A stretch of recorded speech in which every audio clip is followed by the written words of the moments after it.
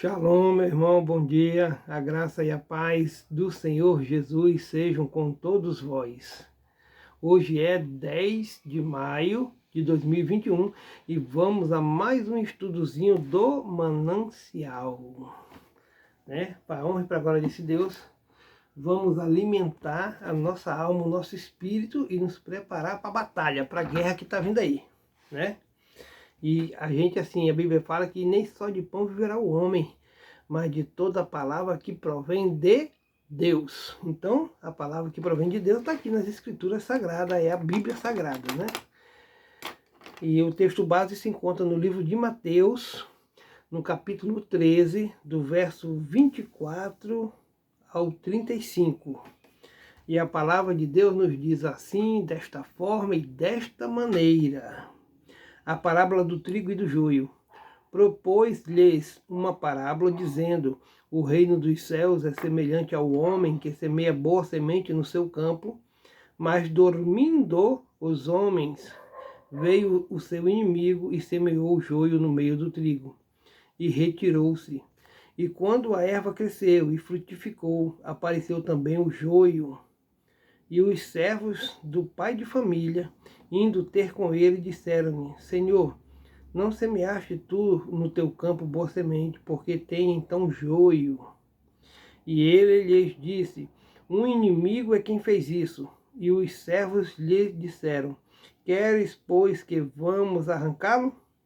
Porém ele lhes disse: não, para que ao colher o joio não arranqueis também o trigo com ele. Deixai crescer ambos juntos até a ceifa, e por ocasião da ceifa, direi aos ceifeiros: colhei primeiro o joio e atai-o em molhos para o queimar, mas o trigo ajuntai-o no meu celeiro. Aqui é o seguinte, irmãos: o trigo e o joio são muito parecidos. O que faz a diferença dele é quando ele já está grande, perto da colheita, que um se destaca do outro. Então, se você vai arrancar quando está na sementinha ali, pequenininho, crescendo, são iguais, você não vê diferença. Mas assim é o pecado. Às vezes a gente não vê, ele vai crescendo no meio da gente, mas lá na frente ele vai se destacar. É onde a gente tem que podar, pedir a Deus para retirar esse pecado da vida da gente, tirar o pecado do meio da igreja. É onde que nós temos que nos lançar em jejum, em oração e pedir muito clamor a Deus, muita misericórdia do Senhor, porque na realidade, no fundo, nós dependemos de tudo do Senhor. E tem mais, irmãos.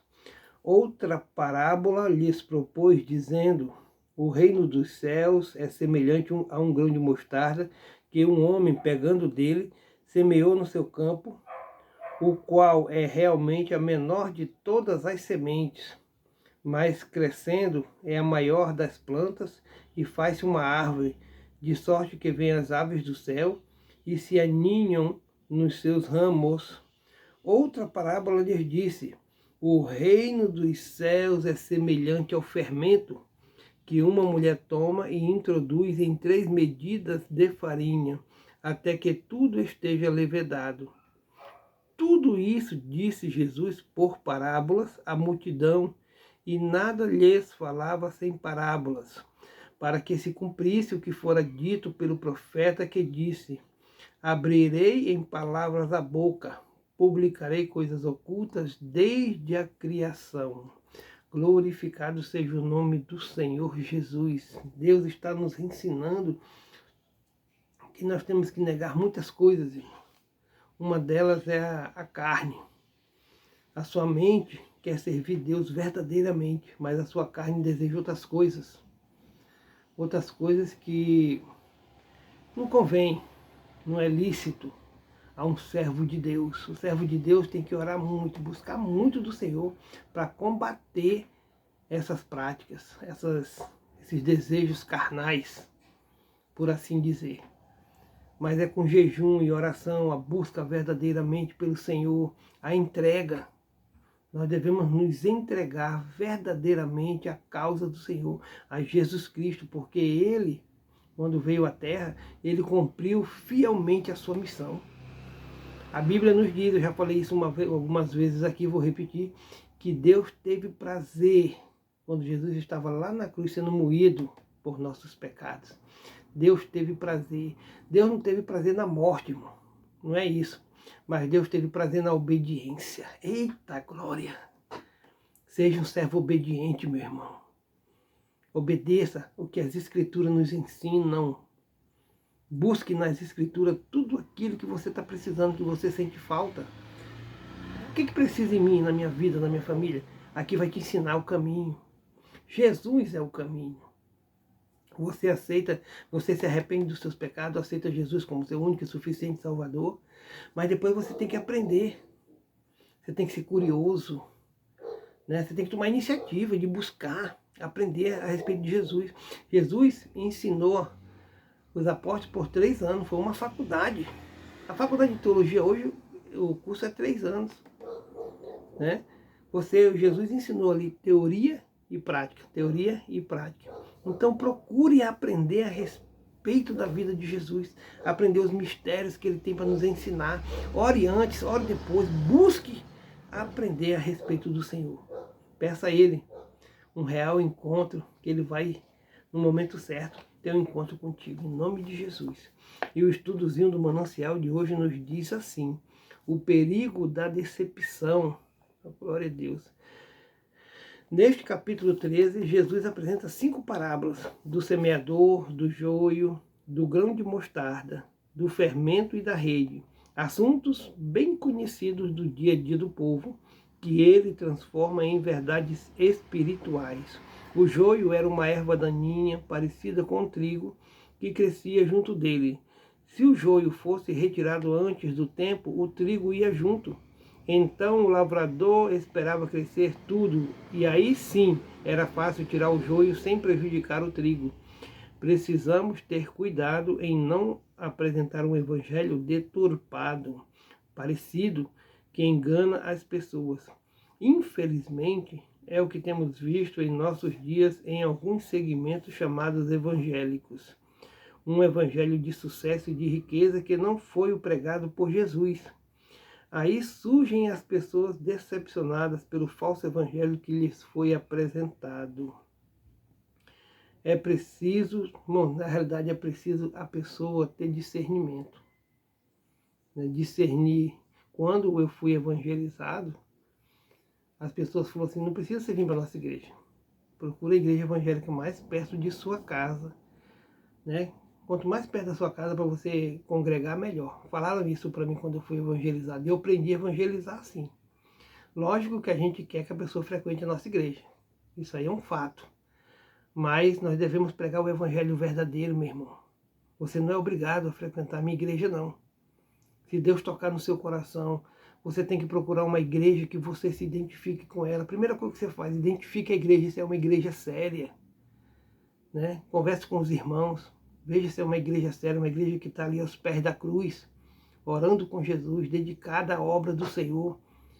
Né? A Igreja Batista ela é missionária desde o seu tempo. Nós defendemos a tese que nós viemos lá de João Batista. Tem uns que falam que nós viemos ali em 1500 alguma coisa, mas eu defendo a tese que nós viemos lá de João Batista. Nós somos aqueles seguidores de João Batista. Ficamos ocultos por um tempo, até nos aparecermos de novo. Mas nós pregamos a palavra do Evangelho, irmão. O que está na Bíblia é o que nós pregamos, a Igreja Batista prega. É preciso muito cuidado ao semear o verdadeiro Evangelho, porque a decepção afasta as pessoas de Cristo, uma vez que foram enganadas. Cuidado com o que você ouve. Confira tudo à luz da palavra de Deus. Se alguém você ouviu, investigue para ver se é verdadeiro. Né? Não se deixe enganar. Você conhece alguém que já se decepcionou com o evangelho que foi pregado e que agora não quer mais ouvir nada sobre ele? O que você pensa em fazer para ajudar essa pessoa? E aí é um questionamento, uma pergunta que fica para mim e para você. Né? Para nós podermos hoje meditar. E vamos, irmãos, lutar contra esse inimigo sagaz que está doido para semear o pecado na nossa vida. Amém, queridos? Oremos ao Senhor. Querido Deus e querido Pai, mais um dia, né, na Tua presença, Senhor. Muito obrigado, Jesus. Pai, para começarmos o dia de hoje, Senhor, te pedimos perdão. Nos perdoa, Pai, os pecados, Senhor. né? E assim como nós perdoamos a quem também nos tem nos devido, Senhor. Nós perdoamos e pedimos perdão, Senhor. Pai, queremos estar na Tua presença, aprendendo de Ti, ensinando a respeito de Ti, Pai. Seja com amor, né, com a autoridade da palavra, Senhor. Ensina, Pai, todas essas pessoas que nos veem, que nos ouvem, a Tua santa palavra, a andar na Tua santa palavra, até o encontro pessoal contigo, Senhor Jesus. Se revela a elas, meu Pai. Dá saúde a todas elas, Pai. Pai, eu te agradeço pelo dia de hoje que está se iniciando, amanheceu. Muito obrigado, Jesus. Muito obrigado. E nos proteja, nos guarda e nos livra de todo mal, no nome de Jesus. Amém. Shalom, meu irmão. Tenha uma ótima sexta-feira, debaixo da graça desse Deus maravilhoso. Só Jesus Cristo salva.